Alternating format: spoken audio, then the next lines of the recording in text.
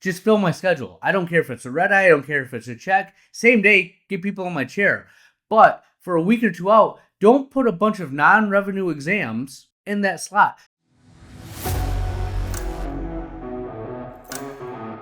All right, my friends, the Ultimate OD podcast had a really great listener question talking about being in a small space, 1,700 square feet, how to maximize efficiency without sacrificing care.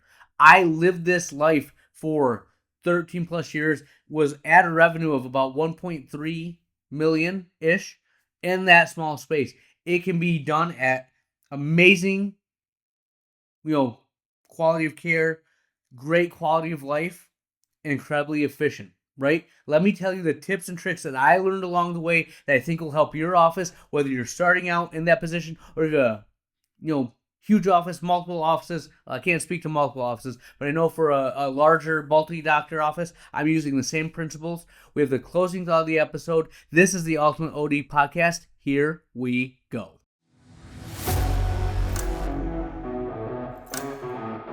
All right, my friends, the Ultimate OD podcast. Thank you for the likes, listens, listener questions. That's what we're going to be focusing on today. But before I get there, just a little update on the office.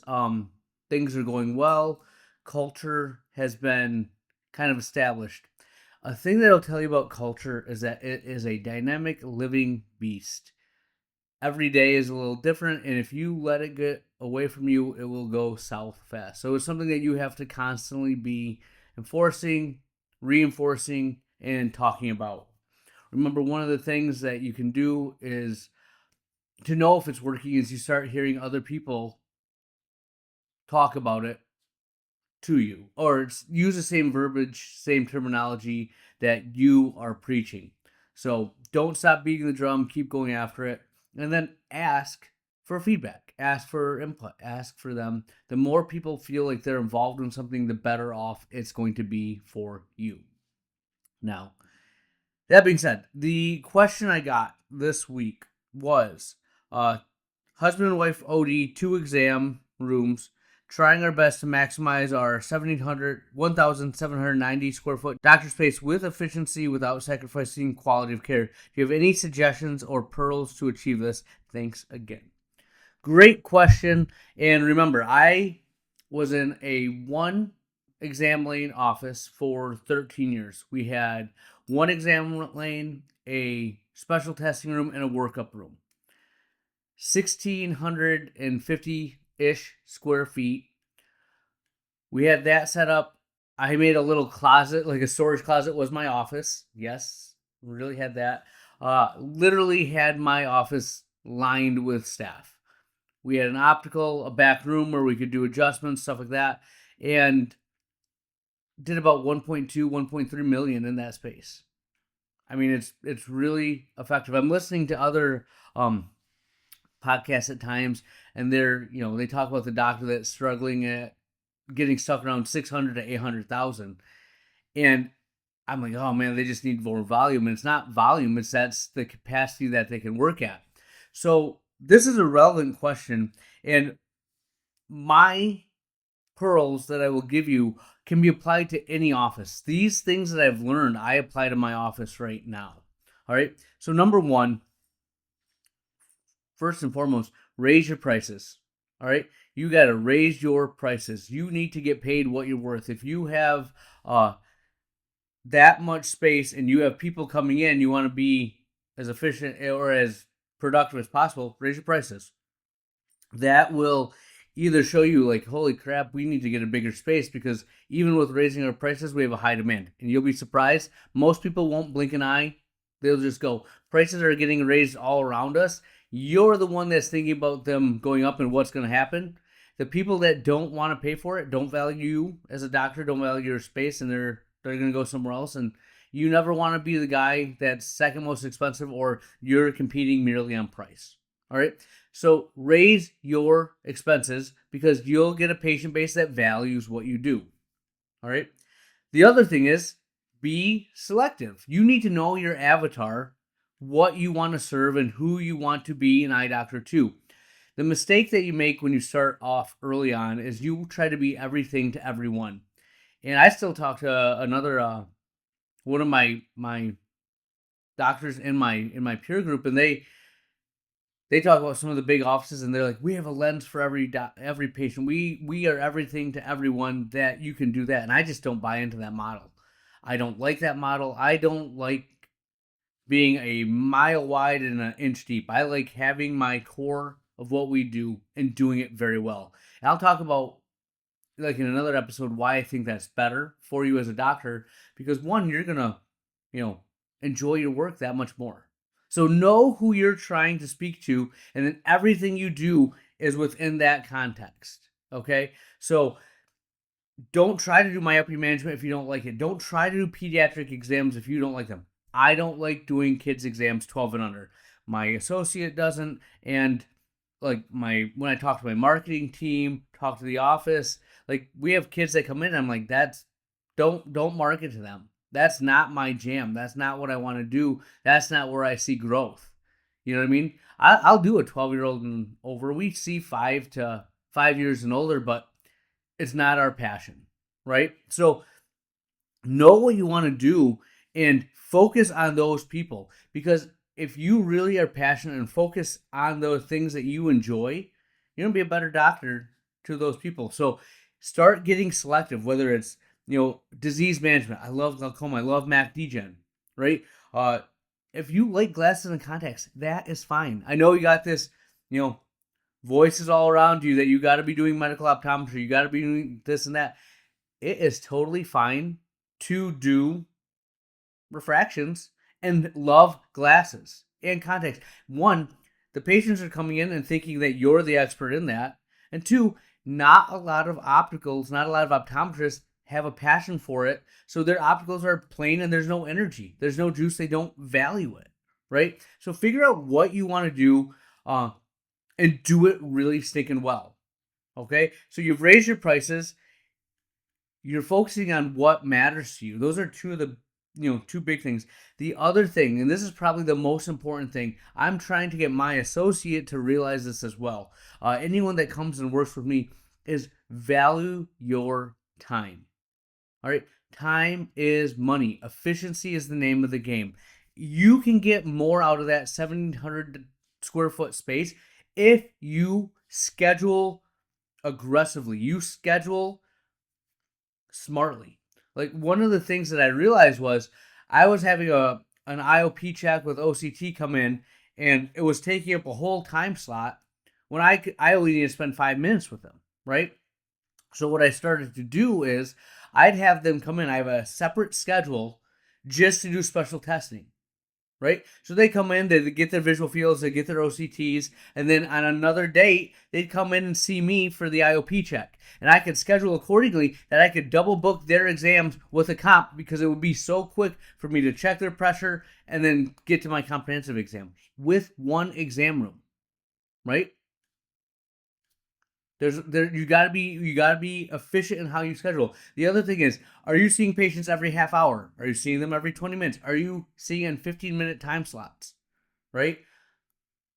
You can see more in that time. Now, the other thing is being available when they need you.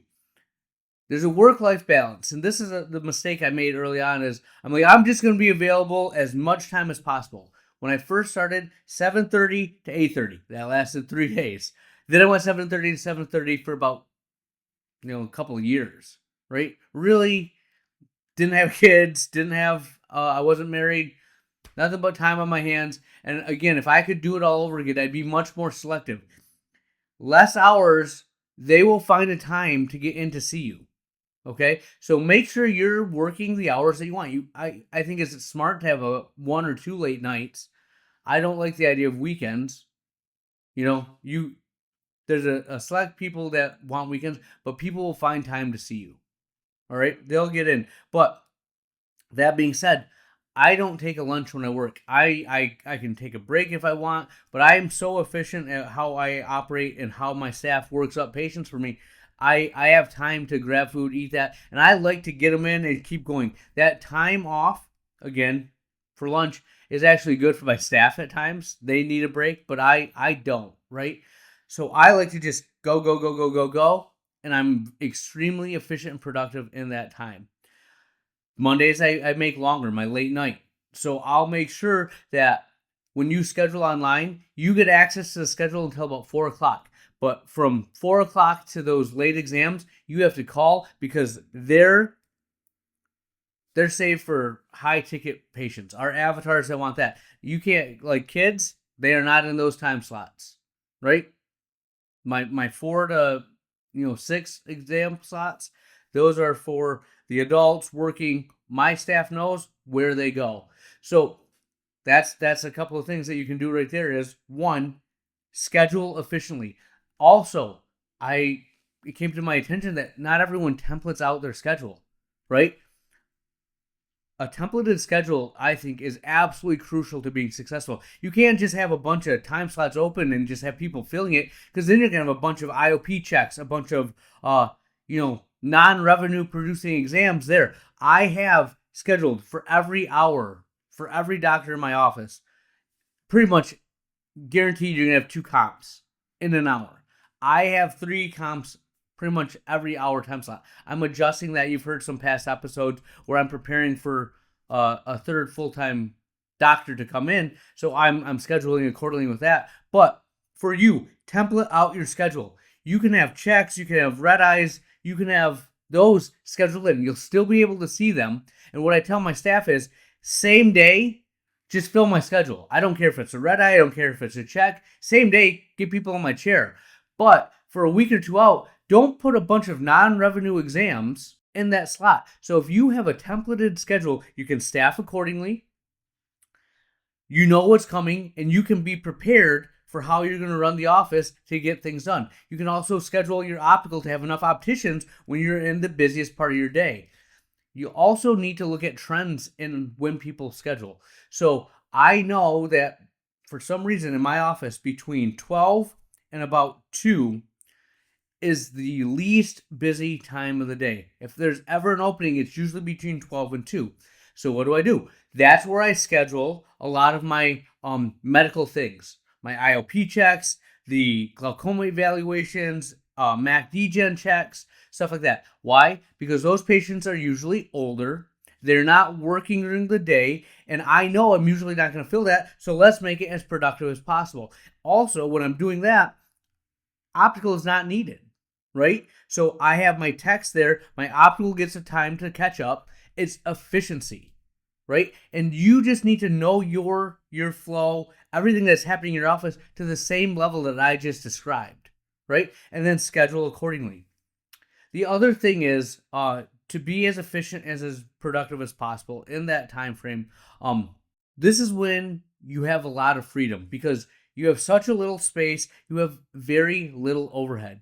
You can take chances, you can try things, and if it doesn't work, it's not like the end of the world, right? So what I would do is I wanted to have a dry eye clinic, right? I told you I had an exam room and a special testing room. Well, what we would do is schedule accordingly, but we would do the dry eye stuff in that special testing room. We'd literally break down a massage chair and store it in the back. And then when we knew we had a dry eye patient, we'd flip the room. My staff would come in there, and within five minutes, they could have it set up for IPL and everything like that. So I do my comp. I jump in there, do a dry eye, eval or dry eye treatment, IPL and stuff like that, and then get and do my comp. So you can get really creative and make the most out of that space. I know it sounds like, it's not, people aren't going to pay. They think it's not the experience that you want to give. And again, it's not. But I use the most with the space that I had. So if you're going to stay in that small of a space and you want to do big things, you can. You just have to be creative with how you schedule. All right? You have to be creative in how you staff. And then, a lot of my colleagues would suggest what you do is a dry eye. I love dry eye, so I can talk about that. And you can apply this thing you want. But you can have a dry eye day where you just schedule all the dry eye stuff on Thursdays. Then you can give your techs a day off, or you can give your optical a day off, whoever's doing what. And then just both rooms now. Now in your exam room and the special testing room, you're bouncing back and forth, doing treatments, doing evals, feeding each other.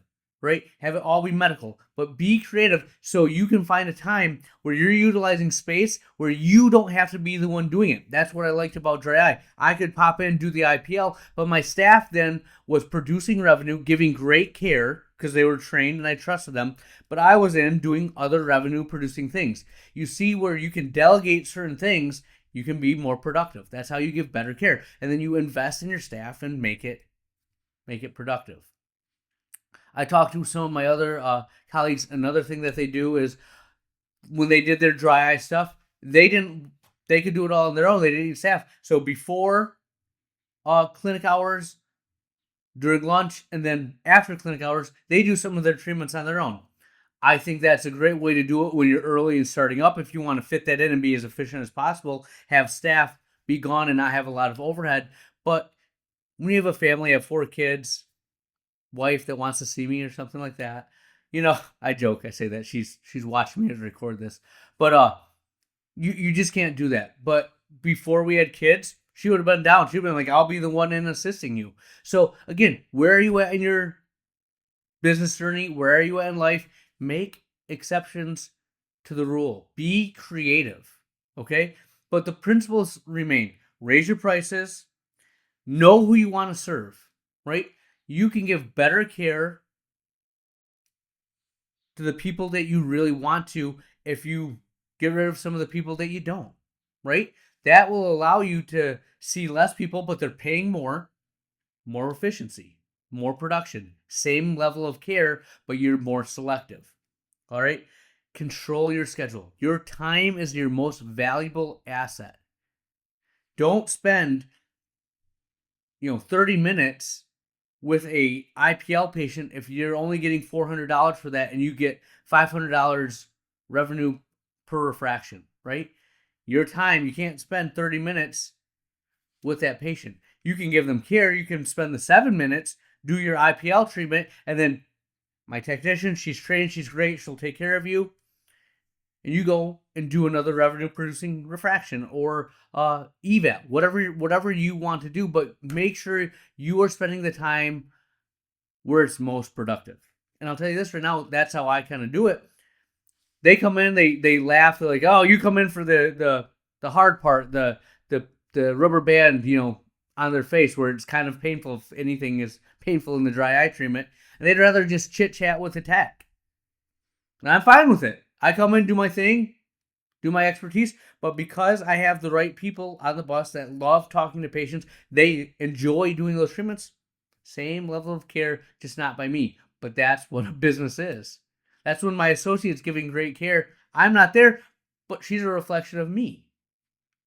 I don't work with people that aren't great. Period. Full stop. Right? I want people that want my services, and I want people that want to deliver the same kind of care that I want to deliver. So that's a long-winded answer. Again, I'll reply if you want more specifics, but I think this applies to everything you do. And I'm doing this. Now I have 3,500 square feet, adding another, I have a part-time associate, one add another full-time associate. So we'll have essentially 2 full-time equivalents, just knocking it out, being as efficient as possible, utilizing the space that we have. So that's what I have. We'll have more for you next week. Where has the time gone? We are to the closing thought of the episode, and I will leave you with this. I've been finding some good pearls, and I know they're long, but I really I find value in them. I enjoy them, so I'm going to read them to you. Everything you want has a price. Nothing is free, but it's actually worse than that. Or at least it usually is. It's worse because you need to pay in advance, and you never know if you're going to get it. You could spend 10 years trying to build a company and never turn a profit. You could spend 10 years on a relationship that falls apart. It sucks, but you can't do it any other way. Make peace with it. If something truly matters, pay for it, even if there's no guarantee. I read that and it gave me juice. I love the grind. I told you right now I'm coaching football, and when I was at one of my P3 meetings, I talked to, we did a Jeffersonian dinner, which I love. I love doing those things. And I just talked about how I love the journey. What I love about football, what I love about business is putting in the time. laying the bricks, brick by brick by brick by brick, and building something great. And when you do that, oh my goodness, that's so true. You're going to fail. It's going to fall apart. It could blow up in your face. And that's the risk that I take, right? I worked as hard as I could in football, and I got to the highest level that I possibly could. It wasn't what I wanted, but I look back now, and I'm so stinking proud of it. Right now, I'm trying to build a really amazing office. I want really amazing offices. And it's stinking hard, right? You have 10 people, 10 mouths to feed plus, and you have to manage them, get them all on the same page. You realize that you don't have the leadership that you thought you did, and you have to do more. So you have to step away from your comfort zone and not be in the exam room. That's a lot of trust. You're trying to get the best doctors on your team. I said in the episode, I don't work with people that aren't great. I just don't want to, full stop. Well, greatness has a price as well. They want to be paid what they're worth. They want the patients that you say you want to see. There's expectations that come with that. I'm going to deliver it, right? And as we go through, like, we are building our dry eye center. And we got a couple of referrals last week from other doctors. Gave us juice. And, there's been really low times. You've listened to the podcast. You know the journey. And this is a really good time. Celebrate it. Take a win. It's happening. It's working. And then tomorrow I'm going to have a bad day, and there's going to be like the sky is falling on you, and it's a chaos, right? But you got to pay the price. You don't know in advance, right? Don't want it any other way. When you look at it, it's the journey that you love to live. It's not the destination. The quicker you realize that, the happier you'll be. That's what I have for you. Dr. Lily out.